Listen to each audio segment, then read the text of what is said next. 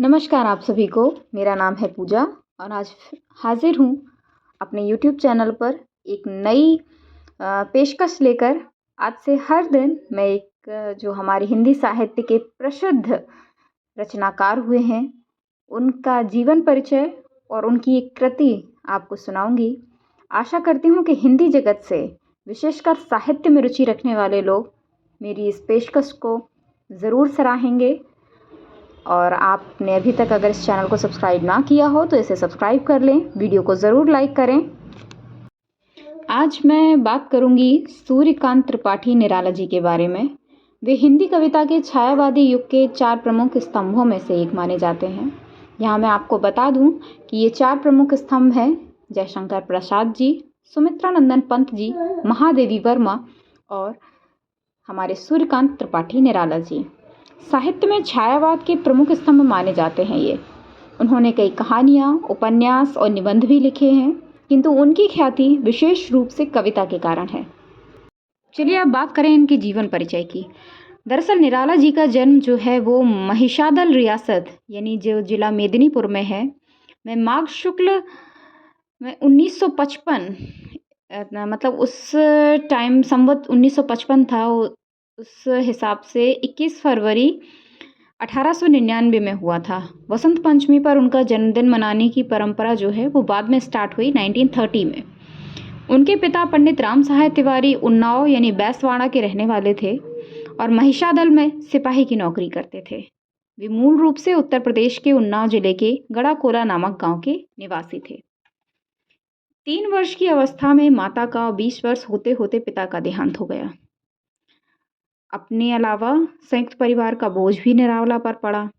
पहले महायुद्ध के बाद जो महामारी फैली उसमें न सिर्फ पत्नी मनोहरा देवी का बल्कि चाचा, भाई और भाभी का भी देहांत हो गया। 1918 में स्पेनिश इन्फ्लुएंजा के प्रकोप में निराला ने अपनी पत्नी और बेटी सहित अपने परिवार के आधे लोगों को खो दिया। शेष कुनबे का बोझ उठाने में महिषादल की जो नौकरी थी वो पर्याप्त थी। इसके बाद उनका सारा जीवन आर्थिक संघर्ष में बीता। निराला जी के जीवन की सबसे बड़ी विशेषता यह है कि कठिन से कठिन परिस्थितियों में भी उन्होंने सिद्धांत त्याग कर समझौते का रास्ता नहीं अपनाया और ना ही संघर्ष में साहस गंवाया। जीवन का उत्तरार्ध उनका इलाहाबाद में बीता। वहीं दारागंज मोहल्ले में स्थित राय साहब की विशाल कोठी के ठीक पीछे बने एक कमरे में 15 अक्टूबर 1961 को उन्होंने अपनी लीला समाप्त कर दी। एक संक्षिप्त जीवन परिचय के बाद अब हम जानते हैं उनकी रचनाओं के बारे में। उनकी पहली कविता जन्मभूमि प्रभा नामक मासिक पत्रिका में जून 1920 में प्रकाशित हुई। उनका पहला कविता संग्रह 1923 में अनामिका नाम से और पहला निबंध बंग भाषा का उच्चारण अक्टूबर 1920 में मासिक पत्रिका सरस्वती में प्रकाशित हुआ।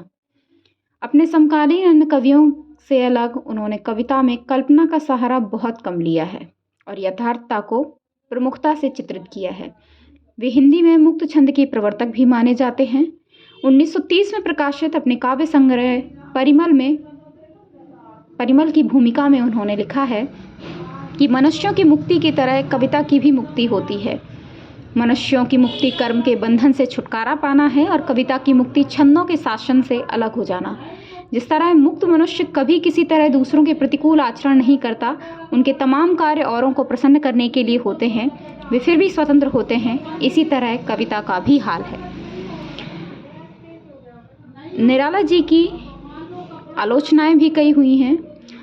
दरअसल सूर्यकांत त्रिपाठी निराला जी की काव्य कला की सबसे बड़ी विशेषता यह है उनका चित्रण कौशल।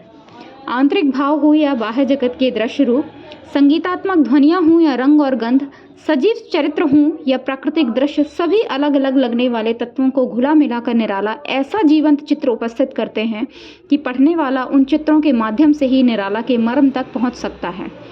निराला के चित्रों का उनका भावबोध ही नहीं, उनका चिंतन भी समाहित है। इसीलिए उनकी बहुत सी कविताओं में दार्शनिक गहराई उत्पन्न हो जाती है।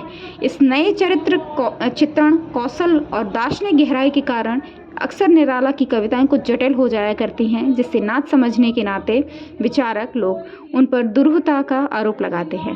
खैर, ये तो समालोचनाएं हैं, होती रहती हैं, हर कवि इनसे गुजरता है। इन सब से दूर हम आज सुनते हैं निराला जी की एक कविताओं के संग्रह से ली गई छोटी सी कविता। निराला जी की ये कविता ध्वनि नाम से पाठ्य पुस्तकों में प्रकाशित होती है। आइए चलिए सुनते हैं। अभी न होगा मेरा अंत, अभी अभी ही तो आया है मेरे वन में मृदुल वसंत। अभी न होगा मेरा अंत, हरे हरे ये पात, डालियां कलियां कोमल गात, मैं ही अपना स्वप्न मृदुल कर फेरूंगा निद्रित कलियों पर जगह एक प्रत्यूष मनोहर। पुष्प पुष्प से तंद्रालस लालसा खींच लूंगा मैं, अपने नवजीवन का अमृत सहर्ष सींच दूंगा मैं। द्वार दिखा दूंगा फिर उनको, है वे मेरे जहां अनंत। अभी न होगा मेरा अंत, अभी न होगा मेरा अंत। धन्यवाद आप सभी को। मुझे उम्मीद है, विश्वास है कि आप सभी लोगों को मेरी ये प्रस्तुति ज़रूर पसंद आई होगी। आप मेरे चैनल को लाइक कीजिए, इस वीडियो को लाइक कीजिए, सब्सक्राइब कीजिए चैनल को, और ढेर सारा प्यार अपना यूं ही बनाए रखिए मेरे साथ। और साथ ही आपको और कौन से कवि की रचनाएं या उनका जीवन परिचय जानना है या मेरी आवाज़ में सुनना है, आप मुझे कमेंट सेक्शन में ज़रूर बताएं। मैं बिल्कुल कोशिश करूंगी आपकी इच्छा को पूरा करने की। इसी के साथ मुझे इजाज़त दीजिए। नमस्कार।